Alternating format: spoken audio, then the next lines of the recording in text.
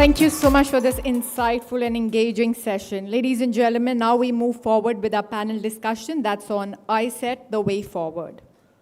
Joining us for this panel discussion, our speakers are Tarun Chabra, Special Assistant to the President and Senior Director for Technology and National Security Council, the White House. Hello, thank you so much for joining us. Can we have you, please? We have amongst us Vivek Lal, Chief Executive, General Atomics Global Corporation. Hello, sir. Once again, I would like to invite Nivruti Roy, Managing Director, Chief Executive Officer in West India. Hello, ma'am. I would request Chantal Lakatos de Alcantara, Managing Director, Global Government Affairs, LAM Research. Hi, ma'am. I would request Arun K. Singh, Non-Resident Senior Fellow, Carnegie India, to please join us. And moderating this session, we have amongst us Nitin Gokhale, Founder and Chief Executive Officer, BharatShakti.in. Can we have a big round of applause for our panelists?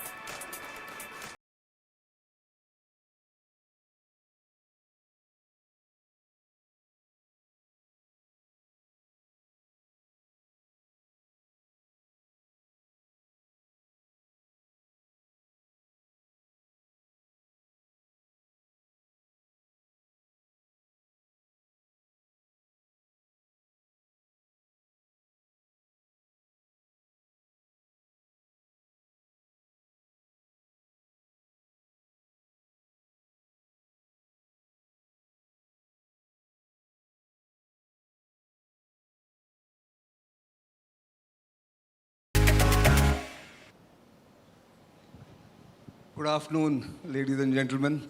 Thankfully, Nivruti took this session in between lunch and our session, so I think people are already awake with a detailed and insightful analysis of what AI is all about. So my task has been made easier. So wonderful to have all of you here. And of course, thank you, Carnegie India, for having me to do this, moderating this session. So looking at ISET, which was initiated as a concept in May 2022, then of course launched in January earlier this year, less than a year ago. And of course, the momentum that it has generated with top-level meetings both in India and in US or in Washington, DC, frequent government interactions, which has promoted the emerging and critical technologies. So the question that I'm going to pose to my fellow panelists here are twofold. One, of course, where we are at the moment, 1 year, or nearly 1 year after the launch of the initiative, and where we are going, where we are headed. What is needed to make this a program that can be implemented at a faster pace than before, and what are the facilitations that are required both from the governments and the private sector, and what drives it is what we're going to do. So let me start with Tarun Chabra, asking you whether the motivation behind ISET to begin with, is it the technology partnership with India in the emerging domain? What made both the governments buy into it really? And then backing it so strongly as we see it, there has been no let up in the momentum. So give us a sense of how the two governments look at it and what drives the initiative at the moment as we see it. Thank you very much. So I think the idea was that we had opportune timing. In both countries, I think there was an opportunity to really focus strategic technology cooperation at the center of the bilateral relationship, and not only to deepen cooperation bilaterally, but also to use it as a platform to deepen cooperation more broadly as well. And so what we've tried to do, I think, with ISET is to, in some cases, open doors that were slightly ajar. In some cases, hopefully notice that the door is not fully locked, actually, and in some cases, cut into a wall, right? And I think over the last year, we've actually been able to deliver some very significant results. And particularly with the state visit of the PM to Washington in June, whether you're looking at the co-production deal with the GE engine, whether you're looking at cooperation in space, much of which will unfold this year with a joint mission between NASA and ISRO, ensuring that we have the successful launch of the NISAR satellite as well, and then the significant investment of Micron in the Indian semiconductor ecosystem as well. But alongside all of that, I think it really has enabled deeper strategic cooperation. You saw that when one of my bosses, John Feiner, was here just the other day and had the opportunity to talk not only about ISET, but about broader regional issues and many other strategic issues as well. That's a great overview of the initiative, really. But let me turn to Chantal for where we are at the moment. You have worked in the government earlier, and now you're in the private sector, also looking at the government affairs in LAM research. And the announcement, of course, in June was about the skilling initiative that LAM had done. Give us a sense of where we are since that announcement, and is it moving fast enough, or you need the speed to be then a little more than what it is right now? And how the two governments are really pushing it? What is your sense in that? Okay, that's a multi-pronged question, but I think I can answer it. So coming from my perspective, having spent a lot of time in the government and having 15 plus years of actually working on a lot of these bilateral technology partnerships that involved working with governments like India on reducing trade barriers and then establishing different levels and types of technology cooperation and collaboration, I have to say the ISET has been sort of a stunning mechanism because of the structure of it. Not only is it sort of whole of government, but it is a top-down approach. It has the attention of the leadership of both governments sort of propelling action and propelling it forward. I think that it is more than a mechanism that meets once a year. It is constant communication on different levels, bringing in multi-agencies, multi-stakeholders, including industry, which is pivotal to a lot of these technological collaborations and cooperation. And from our personal perspective at LAM, with the commitment made in the joint statement, you see that statement came out in June. Our first pilot program at IISc was in September. And a lot of that was propelled forward by both governments, but the government of India really sort of moving it forward and understanding that that was something that they wanted to happen. And so September, the pilot program started. And there's another semester starting in January. So that will continue to roll out. It will continue to move as fast as it has. And the program will go forward over the next few years. So I'm very proud of it. I think that the ISET has been one of the great sort of creating that momentum to make things move fast. That's a great cue for me to turn to Nivruti and ask. She's spoken about, and Tarun has spoken about, how two governments are really have bought into this program and are really pushing it hard at the highest level. That is the difference in the earlier programs, like Chantal mentioned, than what we have right now. What role does Invest India see for itself in facilitating private sector participation or investment from deep tech companies, either in Europe or US, wherever, and then joining them up with the initiative that has been launched by both the governments? I think Invest India role that you just mentioned perhaps plays into this entire system, or how do you see that really? Sure. Thank you very much. I spoke so much about AI, so I'm going to keep out of that. But the role Invest India plays with ISET. So first of all, just to add to what Tarun said, I really think the relationship between India and US has never been sweeter. And it comes with the selfish interest of the two countries and the world. The selfish interest is We need to drive security, safety, privacy, growth in a democratic way. And these two countries are very natural partners. When I look at US, so I told you India is synonymous to software, India is synonymous to population data, India is also synonymous to scaling solutions. Now US is synonymous to technology, US is synonymous to inventions, innovations, and US is synonymous to quality of life through capital. So to me, these two coming together is nothing better for the world. And the role Invest India plays, and by the way, it was not accidental for me to get into Invest India. It was a conscious effort to bring a private sector, to bring a technologist into this role, because India knows that India is going to catapult into growth through technology. In no way am I saying that India doesn't have its issues, its challenges, but that's where United States stepped in. So my role is to look at, and by the way, I honestly, and there's so many government folks here, they may like it, they may not like it, but I honestly feel government is an enabler.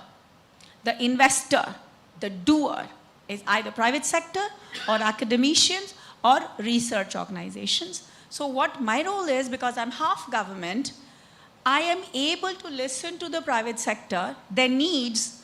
Actually, I was talking to Chantal, and when we went to meet LAM, I actually learned so much about LAM, thinking of myself as an extension of her team. And then I realized what are some of the gaps that LAM has that India or Indian companies or Indian government could, fill in.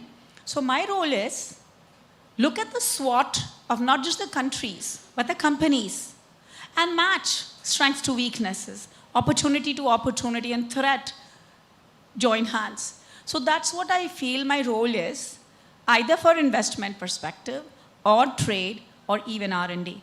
In my recent trip to US, and like I said, 30 years with Intel, I know cloud, I know 5G, I know compute. I went to Argonne National Lab. I looked at the cutting edge research that they're doing besides, the exascale compute, which Intel was building for them. We have looked at opportunities to sign up for R&D. So EV is important for India. Lithium ion research is cutting edge there. That's perhaps an R&D partnership. So Invest India is going to look at what are some of the strength, weakness, opportunity, threat of countries and companies against India, and what can India give and take. I met many of my African friends. I really think there's a lot of partnership between Africa and India. There's a lot of partnership. And our goal is to enable this with the bigger intention of driving growth for the world through investment, trade, and technology. That's what Invest India will do. I think, yes, well elaborated there. So before I come to Arun, I think let me turn to Vivek. Vivek, you've been coming to India first as a defense industry leader for a long time, and of course still with the defense innovator or the leading defense firm in US, which has now got a big partnership coming up with India. General Atomics is likely to get this order going forward, the Predators or the Sea Guardians. Now, one of the key issues here is how much of the technology that you have can be transferred to entities in India, or can IndusX, which is also another initiative which was parallelly launched in June in the US, and several other follow-ups are happening, can be part of that kind of a process where companies like yours can play a role. How do you see that? Yeah, thanks, Nitin. I think both the governments need to be given a lot of credit. Tarun is very humble, but his outstanding leadership on this, on ISET, and the ability of both leaderships at the President and Prime Minister level, but also the NSA levels, has resulted in great momentum. And I mean, I've been observing the US-India relationship for a long time, but kind of the excitement that this has brewed over the last year or so is just very different. And so we have to really capture the moment. And as General Atomics, one of the things that we are very proud of is that we're an early pioneer in this ISET initiative. We have partnered with 114 AI and Third Eye Tech. These are two companies, one in artificial intelligence and one in semiconductors, and I can see Vinayak there and Rinda. They have excellent companies that we have not only partnered with, and you know, we talk about manufacturing and services and all that, but we have partnered from a joint technology development perspective. And so we actually have a joint product that we have come up with. So within months of ISET being launched, there's a real success to point to.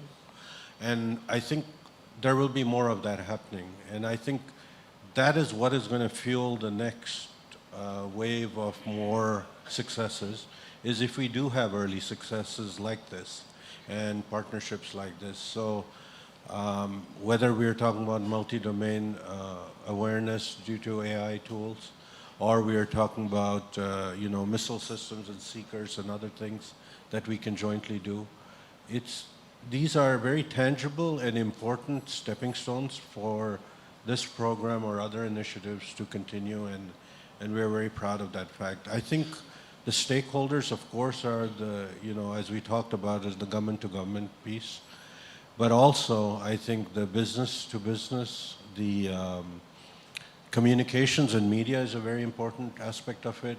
I think industry leaders, not only the large industry, but the small, medium, and startup industry have a large role to play here.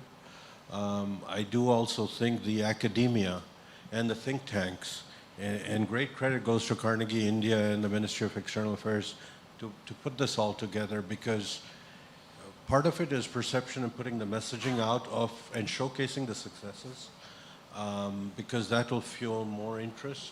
And as has been explained, we want to create an entire ecosystem that propels it forward. The one thing I would also like to add here is the Quad initiative and the Quad investment network. Again, we had a very successful meeting in the White House a few weeks ago, and you know, Tarun and Secretary Romando and Carl Mehta and others, they're spearheading against a framework between 4 countries, again, with critical and emerging technologies at the heart. And the implementation partners are at the table too, in other words, businesses who can take this forward. I think that's yet another very important mechanism to propel ISET, INDESX, and all these initiatives in the right direction. Yes, that's right. Arun, you've seen this from a vantage point. Some years ago, defense used to be the front and center of the India-US relationship. Now it seems that has been replaced by ISET. What is the difference between what was in defense relationship, and why is ISET gaining this traction, or has gained this traction so fast? What is the difference in implementation or in the way that has been conceived? So Nitin, I think ISET marks the next major transformative phase in the India-US relationship, and the initiative really caught the wave. And I think it's perhaps as transformative as the Civil Nuclear Cooperation Agreement that was done in 2008. Following that agreement, there's not been any nuclear commerce between the two countries, but started the process of dismantling technology-related restrictions from US for India. Before the nuclear deal, we hardly bought any defense supplies from the US. And as Vivek has also mentioned, by now we've contracted to buy more than $23 billion worth of defense supplies. You are also looking at defense technology partnerships. So all this would not have happened. Now, with the defense, with the technology releases starting at that time, both governments had set up the High Technology Cooperation Group to look at technology restrictions that were there and allow for case-by-case approvals when the blocks were coming up. Over time, they found that the HTCG was hardly blocking any suppliers, because the level of technology for which it had been set up, those releases were happening. Now there was a sense that there is growing convergence, strategic convergence between India and the US, not quite yet backed up by the same convergence in terms of economic and technological partnership. The India-US trade is about $200 billion. US-China trade is $750 billion. Of course, the India-US trade itself has increased 15 times in the last 20 years, but still much more can be done. So given that, as I understand it, there was a thought about what kind of steps you could take to deepen the economic partnership, to deepen technology partnership. And one area that emerged was that everybody says that the critical and emerging technologies, AI, quantum, cyber, 6G, biotech, role for private sector in space, semiconductors, they are going to completely transform the way we live and work. And in these areas, everywhere, new work was taking place. So could you look at building a partnership in these areas so that you then build a partnership between the two countries for the future? So I think that was the thought process. Then the other aspect was that India and the US were not even able to do limited trade agreements, because every time you tried, there were existing interests on both sides who would block it. So is it possible to start ab initio with a technology partnership so that you have ab initio discussions on norms and standards that work for you? Based on technology partnership, then you look at production sharing. Based on production sharing, then you look at what kind of trading arrangement you can use to facilitate this. So for example, if you see in semiconductors, following ISET, major investments have been announced, work is happening, and then the Commerce Ministry of India and Department of Commerce have worked out an MOU on semiconductors to see how this can be facilitated. So that was the idea. And I think what has happened now is that earlier both sides looked at cooperation in science for the sake of science with diplomatic spin-offs. But in January, the message has gone from both the countries that from national security perspective, they believe that we should have a technology partnership in the critical and emerging areas. So I think it has changed the framework for the relationship. It has sent a message, including to bureaucracies in both governments. You know, I used to find in the US when I was working there, that even though there was a message from the White House or message from the Secretary of Defense, that we want high-level cooperation, when you go to mid-level bureaucracy, the proposals would stall because they'd say, is India really that kind of a partner? Can we release that kind of technology? And I think now the message is going that we see India as that kind of partner. So I think that's the change that's happening. Thank you. I know Chantal has to leave for a very important appointment. So one quick question, if you can answer. Since you are now working with private sector for upskilling and in India, do you see enough potential in India for having enough people to sort of meet that requirement? You're talking about 60,000 people initially to be trained. So how do you see that future or that roadmap? So on the workforce development piece, you know, when you look at the semiconductor industry, that is consistently one of the issues that comes up, right? And it's everywhere. Everywhere where you see semiconductor production and a semiconductor ecosystem is talent and the competition for qualified talent. And definitely India has one of its great skills is having the workforce available, skilled labor, skilled workforce. As the semiconductor ecosystem grows and develops in India, the need for that workforce will change slightly with different elements of the ecosystem developing at different times. I think that our proposal in terms of what we are doing with the virtualization of some of this training that will work in combination with physical nanolabs and equipment will help accelerate that. And then that can happen in other places as well. We look at the competition for talent, not just all over the world, and how do we accelerate that to look to the future? The industry itself is growing at a massively rapid pace. You look at trying to meet the demands of 2030, we are going to have to do this faster, accelerate it, be more efficient about it. As the ecosystem develops in India, those needs will become much more apparent. So I think India can absolutely help fill those gaps as we look towards the future. That's good to know, because it will depend on the human resource quality, after all, whatever you're trying to do. But I know you have to leave, so I'm going to allow you whenever you want to leave and then turn to the other panelists in the meantime. So Tarun, coming back to you, the US and India are also partners in the Quad, also I2, you2. How is that, those groupings going to play into ISET, or ISET going to play into those groupings? Do you see some kind of synergies there? Do you see some kind of partnerships developing in that framework also?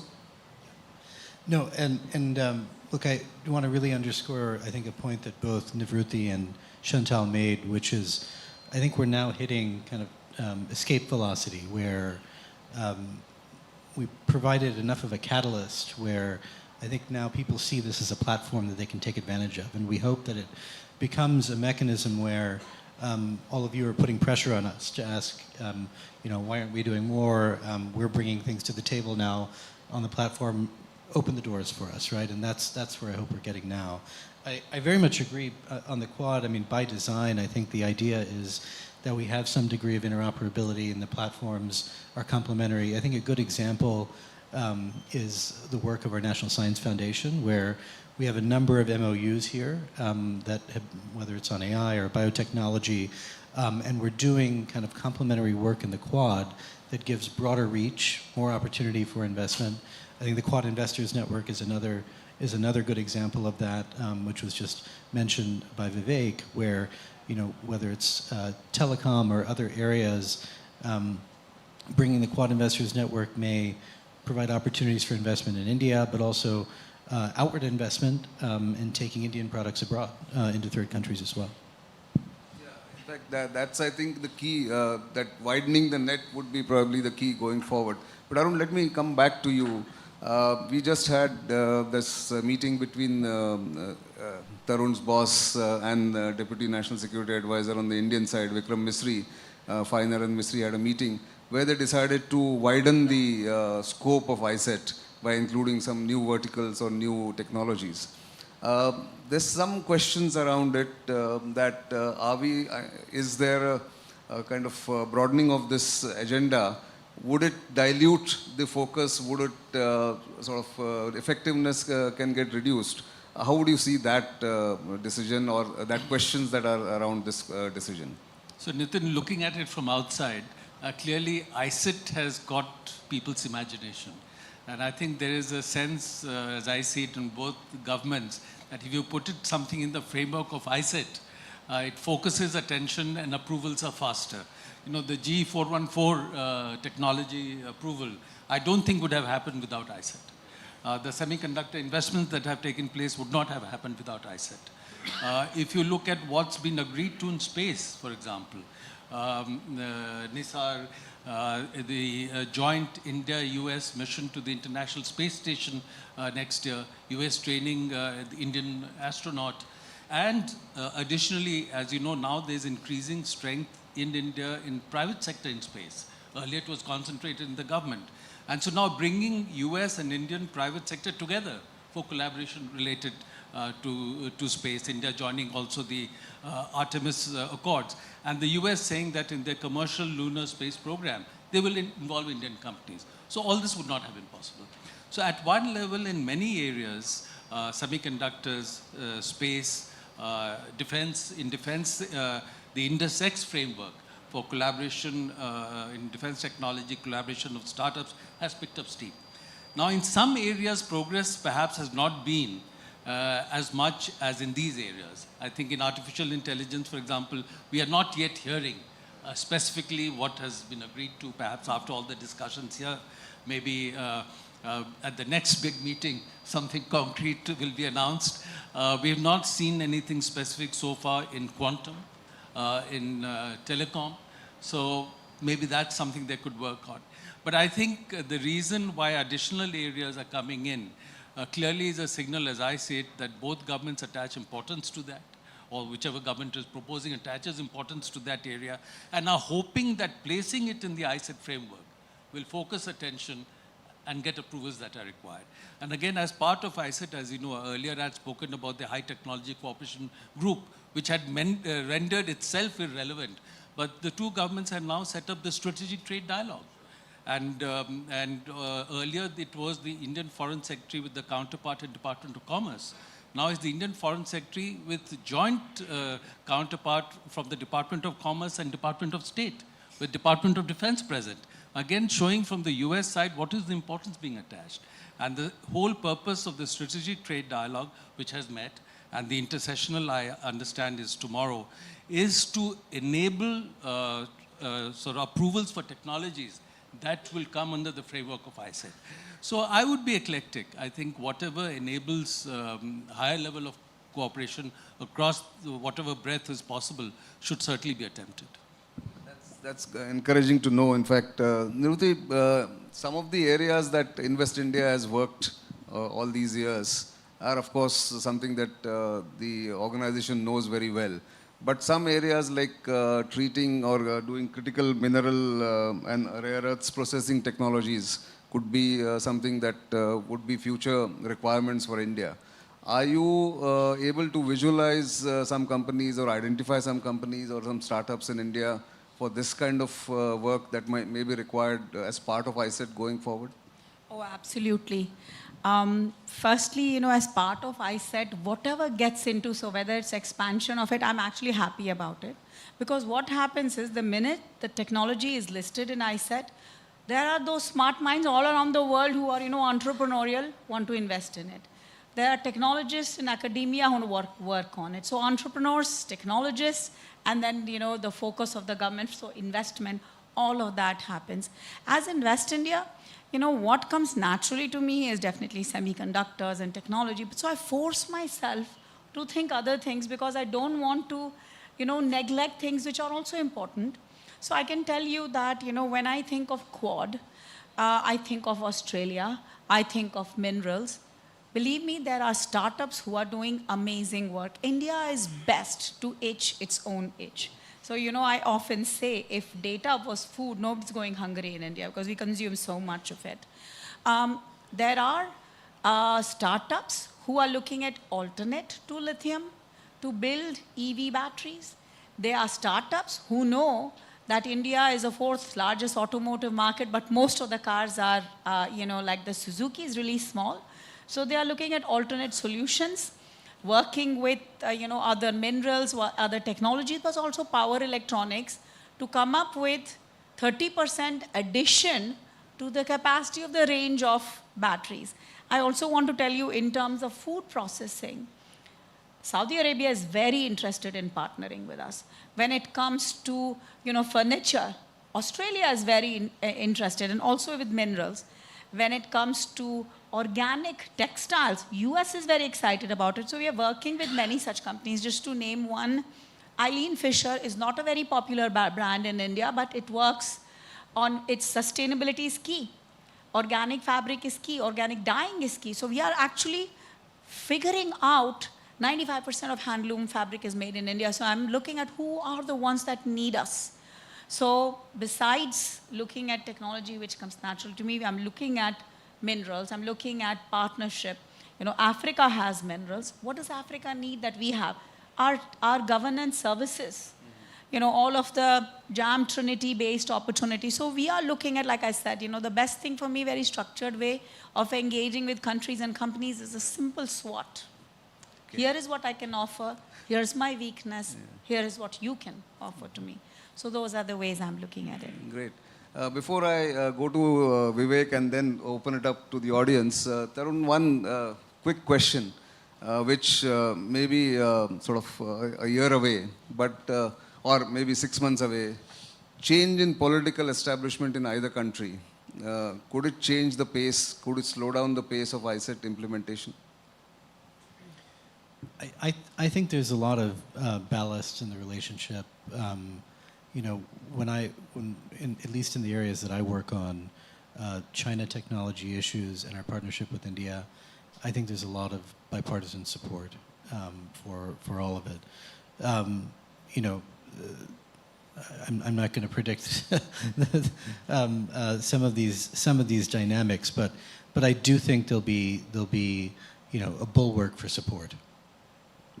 Vivek, General Atomics, of course, is well known for its UAVs, armed UAVs and others, but you also work in other sectors like nuclear and others.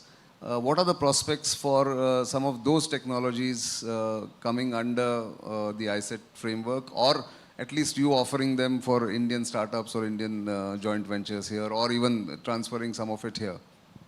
Yeah, that's a good question. You know, we are in areas like nuclear fusion, nuclear fission, electromagnetic launch and recovery systems, satellites. So there's a whole host of technology areas that I think could be suitable for the Indian market. I think two things, since we're sitting at a global technology summit, as you look at the global landscape, two things are very important. One is, can you do innovation at the price point required to be competitive? And the second piece is, do you have the right human resources to actually put to the task? And I would say a third piece is, is there competition out there that's trying to leapfrog every technology we are talking about in this summit, for example? And so as we keep all those three things in mind, I think US and India provide a very good complementary role. I talked about the Indian startup ecosystem. I mean, the technologies coming out of India at the price point that they come out is quite stunning. And so it makes a lot of sense for us to synergize, whether we're talking about energy security or defense security. But I think we're on the right path. And I think there'll be more areas that I talked about where we can make progress. So I will open up for the audience here. And of course, please identify yourself, a quick question. And just identify the person you want the answer from. So if I can have a quick question from you here, and then maybe look at another option. Is there a mic?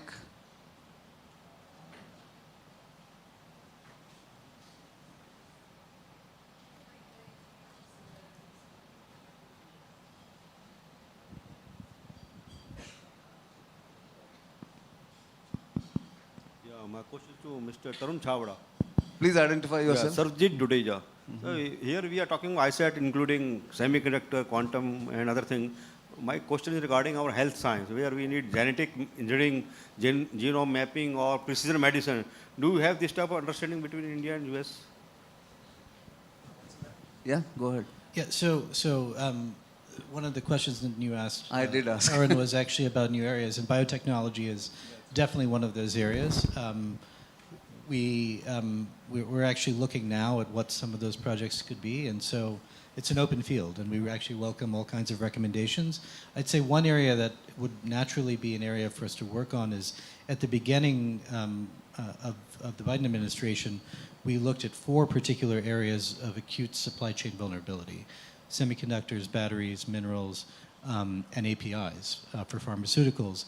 And I would say we've been able to do quite a bit in the area of semiconductors with the CHIPS Act, and the critical minerals with the Inflation Reduction Act, and also with batteries, but less on APIs, and I think that's an area where we actually could do a lot of good work together.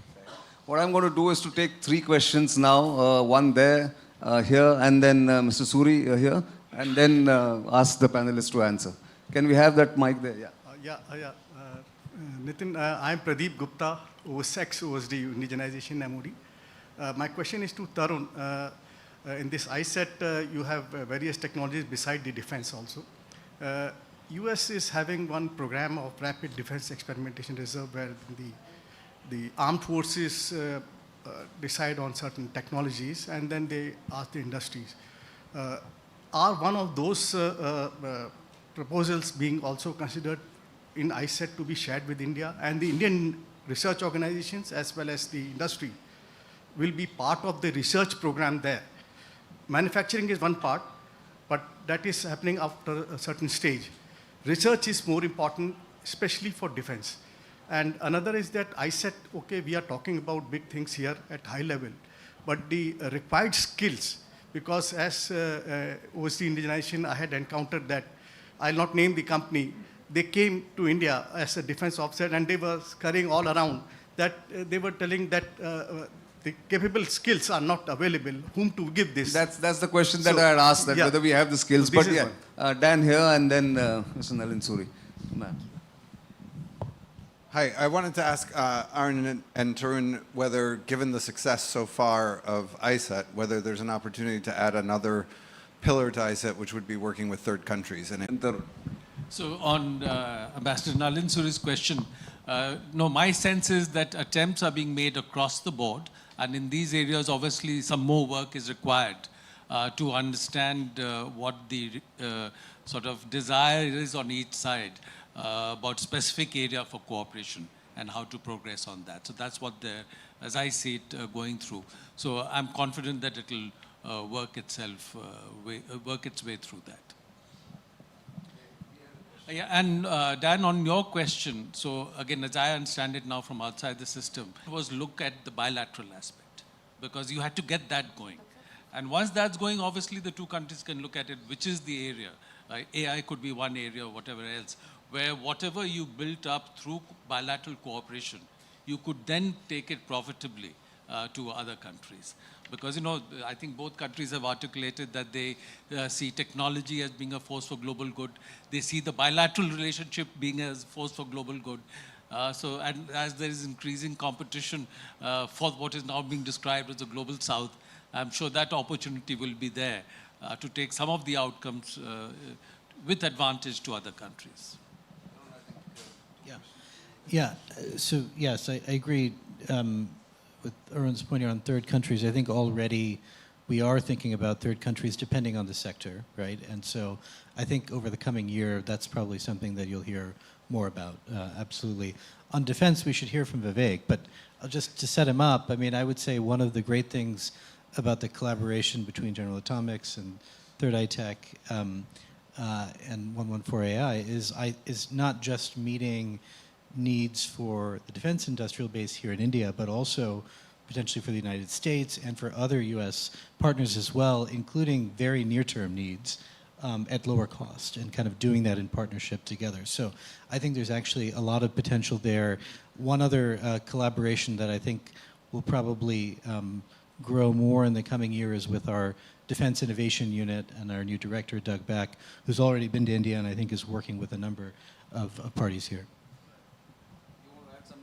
Yeah, no, I completely agree with Tarun. I think there is just a great amount of potential to have near-term solutions, not only in India, but for the US. And Third Eye Tech and 114AI, they have contracts with, for example, US Space Force, etc. So there's, it's a two-way street, and as I said in my earlier comments, doing innovation at the right price point is going to be very critical in the near term. I think we'll take the last question perhaps from James. You had a question? Yeah. Yeah, there's a question for all of the panel about cloud. Within the context of ISET, it wasn't one of the areas that I saw as part of the list of potential areas for collaboration, but I wondered if sort of co-developed cloud offerings was something that might fall within this area for future ISET work, and to what extent do, respectively, the government of India and the US view the rise of the Chinese hyperscale cloud providers in Southeast Asia, the Pacific Islands, as a threat to national security? Tarun and Nivruti both have to answer this. I think it's very important to focus on cloud. And, you know, the few countries that have exascale compute, US has more than 6, or so exascale compute. Then is Japan, and then there is China. India has aspirations to build its own exascale compute, and therefore cloud and cloud offerings become really, really important. Though the focus is there. The other place where I can tell you that cloud is going to be very, very critical is in the 5G, 6G space, where a lot of disaggregation is happening. You know, previously when we'd had one large solution, now you have CU, DU, RU, like smaller compute. All of them have, a lot of softwareization. All of that softwareization happens, in the cloud. So enabling 5G with cloud native applications, enabling exascale compute to drive AI-based applications, to have democratization of compute capacity through cloud is what the government is working for. Just like, you have power generation, power transmission that goes into everybody's homes. The goal is to build compute infrastructure where there's compute generation and compute capability that's available to tier 2, tier 3. So a lot of like hub and spoke kind of model is what we are looking at. You want to add something? Last word to you, Tarun. Yeah, I would just say I think the ticker tape for everything we're doing here is really about trusted vendors, trusted geographies.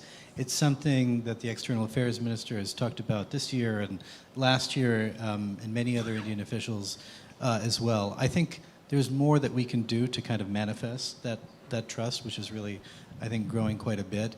And as Nivruti said, it's really going to be critical to make progress on some of our goals in the telecom space, but also on AI, of course. And so that's where I think there's a lot more work that we could do in 2024 together.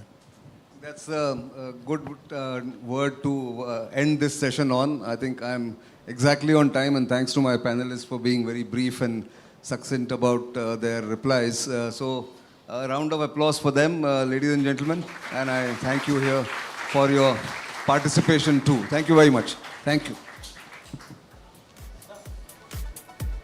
Thank you so much for this interactive session. We would request our panelists to please join us for a photo op.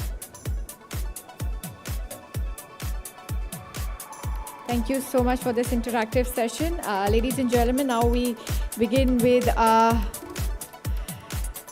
video message that we have from Bill Nelson, NASA Administrator. Ladies and gentlemen, he'll be shedding light on US-India space collaboration. So I would request everybody to please settle down. Ladies and gentlemen, there's this video message coming up on a very important topic that's on US-India space collaboration. Can we have the video, please? Thank you. Hey, thanks for inviting me to this summit. We are living in a golden age of space exploration. It's a new era that requires new science and new technology. It's a new era driven by a new generation of star sailors. It's the Artemis generation. It's not the Apollo